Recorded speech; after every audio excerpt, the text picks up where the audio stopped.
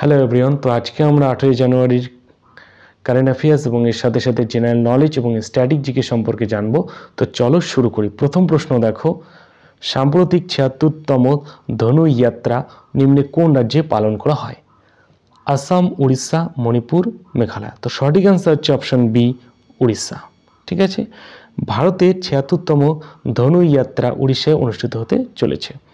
15ই জানুয়ারি থেকে 25শে জানুয়ারি 2024 পর্যন্ত এই যাত্রা চলবে।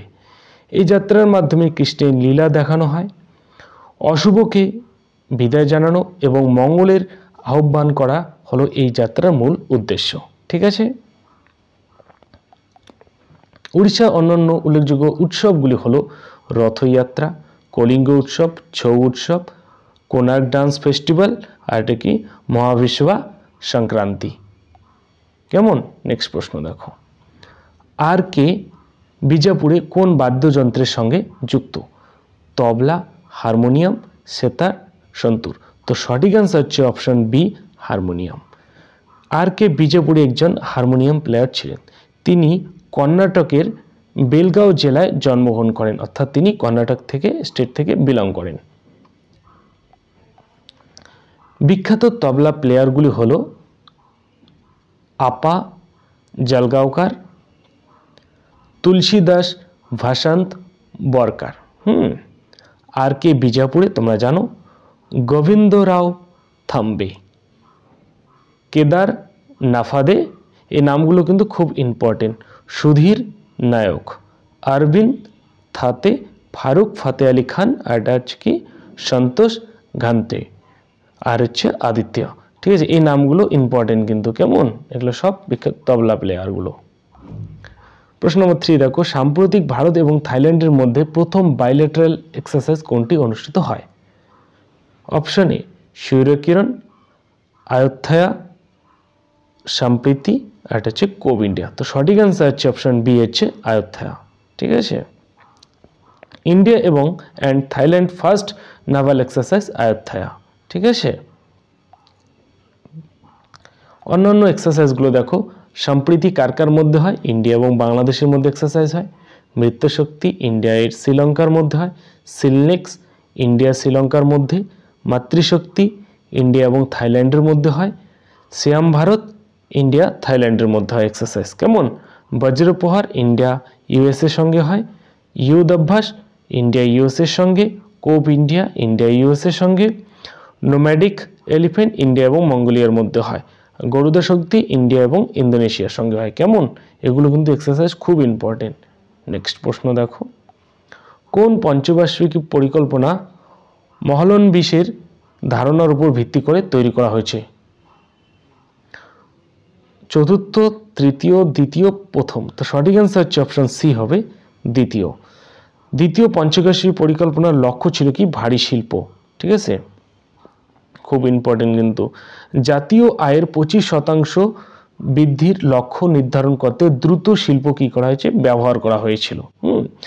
দ্বিতীয় পঞ্চবার্ষিক পরিকল্পনায় ভিলাই, দুর্গাপুর এবং রাউরকেলা স্টিল মিল তৈরি করা হয়েছিল।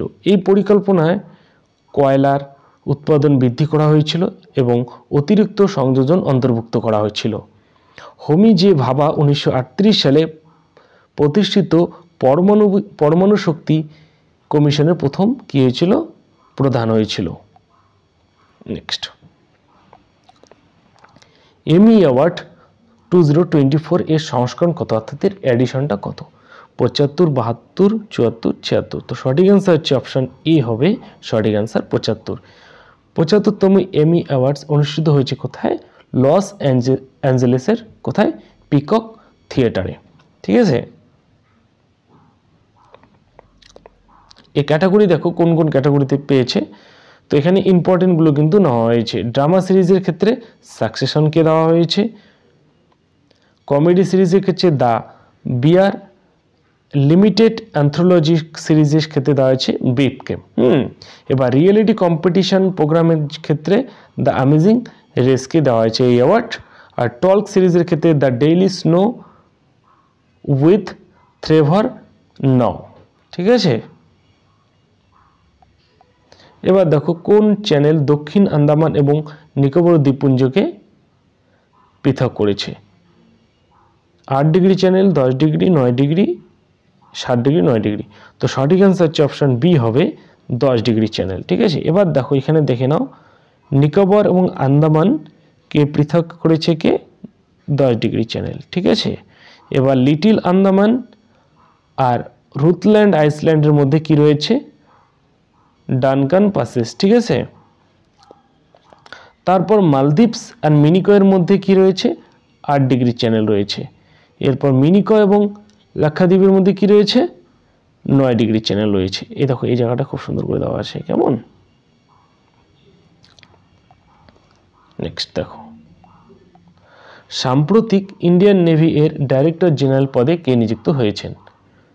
কুসুম আগরওয়াল, রাজেশ সিং, এন প্রমোদ, সঞ্জয় সিং। তো সঠিক অ্যান্সার হচ্ছে অপশন সি হবে এন প্রমোদকে কি করা হয়েছে? ডাইরেক্টর জেনারেল নাভাল অপারেশন নিয়োগ করা হয়েছে। ঠিক আছে, কতই জানুয়ারি? 15ই জানুয়ারি 2024 থেকে এর কার্যকাল শুরু হবে বা শুরু হয়েছে। 8 নম্বর প্রশ্ন দেখো, লিঙ্গারাজা টেম্পল কোন রাজ্যে আছে? তামিলনাড়ু, উড়িষ্যা, মহারাষ্ট্র, কর্ণাটক। তো সঠিক অ্যান্সার হচ্ছে অপশন বি হচ্ছে উড়িষ্যা। কেমন? এটি খ্রিস্টীয় 11 শতকে সোমবংশী রাজবংশের রাজা যতি কেশরীর দ্বারা নির্মাণ করা হয়। হ্যাঁ, এই মন্দিরটি লাল পাথর দিয়ে তৈরি হয়, কেমন? বা রেড স্টোন যেটাকে বলবো আমরা। উড়িষ্যার কিছু উল্লেখযোগ্য মন্দির হলো সান টেম্পল অর্থাৎ কোণার্কের সূর্য মন্দির, শ্রী জগন্নাথ টেম্পল কোথায় রয়েছে? পুরীতে রয়েছে। লিঙ্গরাজা টেম্পল ভুবনেশ্বরে রয়েছে। মুক্তেশ্বর টেম্পল কোথায়? ভুবনেশ্বরে রয়েছে। গুন্ডিচা টেম্পল কোথায়? উড়িষ্যায় রয়েছে। রাজা রানী টেম্পল ভুবনেশ্বরে রয়েছে। ভাইতাল দেউলা টেম্পল কোথায়? উড়িষ্যায় রয়েছে। অনন্ত বাসুদেবা টেম্পল কোথায়? উড়িষ্যায় রয়েছে। এই নামগুলো কিন্তু খুব ইম্পর্টেন্ট। ঠিক আছে, আর এটা হচ্ছে কি চৌষট্টি যোগিনী টেম্পল কোথায়? উড়িষ্যায় রয়েছে। কেমন? নিম্নে কোন দিনটিকে রোড সেফটি উইক হিসেবে পালন করা হয়? তো সঠিক অ্যান্সার হচ্ছে অপশন সি হবে 11ই জানুয়ারি থেকে 17ই জানুয়ারি। এই দিনটিকে রোড সেফটি উইক হিসেবে পালন করা হয়, খুব ইম্পর্টেন্ট। কেমন? এবার দেখো বিভিন্ন ডেগুলো। 1 জানুয়ারিতে কি কি রয়েছে? গ্লোবাল ফ্যামিলি ডে আর হচ্ছে নিউ ইয়ার্স ডে। ঠিক আছে, 4 জানুয়ারি ওয়ার্ল্ড ব্যারেলি ডে রয়েছে। 5 জানুয়ারিতে রয়েছে ওয়ার্ল্ড অরফান্স অর্থাৎ world day of war orphans. 9 জানুয়ারি রয়েছে প্রবাসী ভারতীয় দিবস, খুব ইম্পর্টেন্ট। 10 জানুয়ারি হচ্ছে ওয়ার্ল্ড হিন্দি ডে। 11ই জানুয়ারি হচ্ছে date anniversary of Lal Bahadur Shastri. ঠিক আছে, 11ই থেকে 17ই জানুয়ারি হচ্ছে রোড সেফটি উইক বলবো আমরা এই উইকটাকে। ঠিক আছে, 12ই জানুয়ারি হচ্ছে ন্যাশনাল ইউথ ডে। 13 হচ্ছে লোহড়ি বলবো। 15ই জানুয়ারিতে দুটো ডে আছে ইম্পর্টেন্ট, একটা হচ্ছে মকর সংক্রান্তি আর একটা কি আর্মি ডে। 15 থেকে 18 জানুয়ারিতে কি রয়েছে? পোঙ্গল ফেস্টিভ্যাল আমরা পালন করে থাকি। 23শে জানুয়ারি নেতাজি সুভাষচন্দ্র জয়ন্তী, সুভাষচন্দ্র বোসের জয়ন্তী। আর 24শে জানুয়ারি রয়েছে ন্যাশনাল কালচারাল ডে। কেমন? সেকুলার, সোশ্যালিস্ট অ্যান্ড ইন্টিগ্রিটি এই শব্দ তিনটি কোন সংবিধান সংশোধনের মাধ্যমে প্রস্তাবনায় যুক্ত করা হয়েছে? অপশন এ 42তম, 44তম, 35তম, 36তম। তো সঠিক অ্যান্সার হচ্ছে অপশন এ হচ্ছে 42তম। এই 42তম সংবিধান সংশোধন কত সালে হয়? 1976 সালে হয়। ঠিক আছে, ভারতীয় সংবিধানের প্রস্তাবনায় কি করা হয়? সেকুলার, সোশ্যালিস্ট অ্যান্ড ইন্টিগ্রিটি কি হয়? ইন্টিগ্রিটি অফ দ্য নেশন শব্দগুলো কি করা হয়? যোগ করা হয় প্রস্তাবনায়। এই 42তম সংবিধান সংশোধনের মাধ্যমে মৌলিক কর্তব্যগুলিকে কি করা হয়? 51A ধারায় কি করা হয়? যুক্ত করা হয়। আর 42তম সংবিধান সংশোধনকে বলা হয় মিনি কনস্টিটিউশনও বলা হয় কত সময়। লোকসভা ও বিধানসভার কার্যকালের মেয়াদ কত? 5 বছর থেকে 6 বছর করা হয়। এই সংবিধান সংশোধনের মাধ্যমে শিক্ষার যুগ্ম তালিকায় স্থান পায়। কেমন? নেক্সট প্রশ্ন, গণপরিষদ কর্তৃক সংবিধান গৃহীত হয় কত সালে?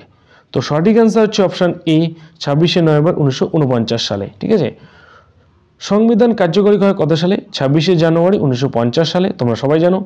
গণপরিষদের জাতীয় পতাকা গ্রহণ করা হয় কত সালে? 22শে জুলাই 1947 সালে। এবার জাতীয় পতাকা নকশা তৈরি করে কে? পিঙ্গালি তৈরি করে। জাতীয় সঙ্গীত গৃহীত হয় কত 24শে জানুয়ারি 1950 সালে। এই জিনিসগুলো খুব ইম্পর্টেন্ট, ঠিক আছে। এবং গণপরিষদে ডক্টর রাজেন্দ্র প্রসাদকে রাষ্ট্রপতি হিসেবে নির্বাচন করা হয় কত 24শে জানুয়ারি 1950 সালে। কেমন? নেক্সট প্রশ্ন দেখো, ভারতীয় সংবিধানে প্রস্তাবনা কোন দেশ থেকে নেওয়া হয়েছে? Britain, America, Japan, Australia. তো সঠিক অ্যান্সার হচ্ছে অপশন বি হবে আমেরিকা থেকে, ঠিক আছে। এবার দেখো নেক্সট, দক্ষিণ আফ্রিকা থেকে কি নেওয়া হয়েছে? সংবিধান সংশোধন পদ্ধতি নেওয়া হয়েছে। ফ্রান্স থেকে কি নেওয়া হয়েছে? প্রজাতন্ত্র, সাম্য, দুটি শব্দ নেওয়া হয়েছে। জার্মানি থেকে জরুরি অবস্থায় মৌলিক অধিকার বাতিল। জাপান থেকে সুপ্রিম কোর্টের গঠন নেওয়া হয়েছে, ঠিক আছে। এবার আমেরিকা থেকে কি নেওয়া হয়েছে দেখো, প্রস্তাবনা, লিখিত সংবিধান, উপরাষ্ট্রপতি, মৌলিক অধিকার, সুপ্রিম কোর্ট, বিচার ব্যবস্থা ইত্যাদি। ব্রিটেন থেকে কি নেওয়া হয়েছে? প্রধানমন্ত্রী, দ্বিকক্ষ বিশিষ্ট সংসদ, নিম্নকক্ষ অধিকতর শক্তিশালী, এক নাগরিকত্ব, রাষ্ট্রপতি স্পিকার অর্থাৎ লোকসভা, স্বাধীন নির্বাচন কমিশন, জনস্বার্থ মামলা। খুব ইম্পর্টেন্ট প্রত্যেকটাই। নেক্সট প্রশ্ন, সোহরাই মহাপর্ব ফেস্টিভ্যাল কোন রাজ্যে অনুষ্ঠিত হয়? Option A Kerala, Jharkhand, Tamil Nadu, Maharashtra. তো সঠিক অ্যান্সার হচ্ছে অপশন বি হবে ঝাড়খণ্ডে। কেমন? Sohrai festival is a tribal festival held in কোথায়? ঝাড়খণ্ডে পালিত হয়, ঠিক আছে। এই উৎসবের মূল উদ্দেশ্য হচ্ছে প্রকৃতিকে পুজো করা। 8ই জানুয়ারি থেকে 13ই জানুয়ারি পর্যন্ত এই উৎসব কি হয়? পালিত হয়। ঝাড়খণ্ডের উল্লেখযোগ্য উৎসবগুলি হলো দেখো, ভাক্তা পরব, টুসু পরব, কর্মা, ঠিক আছে, এক্সেট্রা। নেক্সট ফেস্টিভ্যালগুলো দেখো ইম্পর্টেন্ট। অন্ধ্রপ্রদেশে কি ফেস্টিভ্যাল আছে? দশেরা, উগাডি, ডেকান ফেস্টিভ্যাল, ব্রাহ্ম মহোৎসব। কেমন? অরুণাচল প্রদেশে কি আছে? রে, বুড়িবুট, মায়োকো, ধীর, পঙ্গুতু, লোসার, মুরুং, সোলাং, মপিন, মনপা ফেস্টিভ্যাল। ওকে। আসামে রয়েছে কি ফেস্টিভ্যাল? আম্বুবাচি, ভাগোইলি বিহু, বৈশাখু, দেহিং পাটকাই। ওকে। বিহারে রয়েছে ছট পূজা, আর এটা হচ্ছে কি বেহুলা। ছট পূজা কার জন্য করা হয়? সূর্যের জন্য করা হয়, আর বেহুলা হচ্ছে সাপের জন্য করা হয়। ত্রিপুরায় কি হচ্ছে? কার্চি পূজা রয়েছে। ওয়েস্ট বেঙ্গল দুর্গাপূজা সবাই জানো। উত্তরাঞ্চল কি হচ্ছে? গঙ্গা দশেরা। উত্তরপ্রদেশে কি আছে? রাম নবমী, গঙ্গা মহোৎসব, নবরাত্রি, আর হচ্ছে কুচিপুড়ি। খুব ইম্পর্টেন্ট এগুলো। নেক্সট দেখো 14 নম্বর প্রশ্ন, ভালো করে পড়ো। নিম্নে কোনটি আউটপুট ডিভাইস নয়? কি বলছে? নিম্নে কোনটি আউটপুট ডিভাইস নয়? অপশন এ প্লোটার, হেডফোন, আর হচ্ছে প্রিন্টার, হচ্ছে বারকোড রিডার। তো সঠিক অ্যান্সার হচ্ছে অপশন ডি হবে। এখন ইনপুট ডিভাইসগুলো দেখে নাও কি কি। কিবোর্ড, স্ক্যানার, ট্র্যাকবল, হচ্ছে mixer, touchpad, touch plane, joystick, barcode reader. আচ্ছা, এটা অ্যান্সার হচ্ছে মাউস, ওসিআর, ঠিক আছে। এগুলো কি ইনপুট ডিভাইস। এবার আউটপুট ডিভাইসগুলো আমরা দেখে নেব কি কি।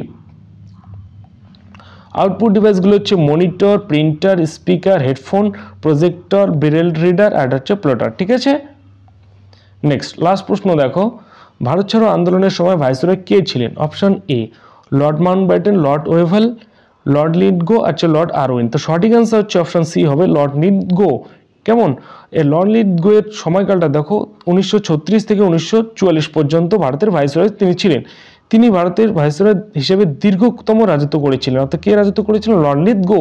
তিনি 8 বছর রাজত্ব করেছিল, ঠিক আছে। এবার দেখো লর্ড আরউইনের সময়কালটা দেখো 1926 থেকে 1931 পর্যন্ত। লর্ড আরউইনের সময় উল্লেখযোগ্য ঘটনাগুলি দেখো কি কি হয়েছিল। সাইমন কমিশন হয়েছিল, নেহরু রিপোর্ট জারি করা হয়েছিল, লাহোর অধিবেশন করলো 1929 সালে, ডান্ডি অভিযান হচ্ছে আর আইন অমান্য আন্দোলন 1930 সালে, প্রথম গোল টেবিল বৈঠক 1930 সালে, গান্ধী আরউইন চুক্তি 1931 সালে, ঠিক আছে। সাইমন কমিশন কত সালে এটাও বলিনি আমি, 1927 সালে, আর নেহরু রিপোর্ট 1928 সালে, ঠিক আছে। তো আজকে এই পর্যন্ত, খুব ইম্পর্টেন্ট কিন্তু এগুলো। তো দেখা হচ্ছে নেক্সট ক্লাসে, ওকে।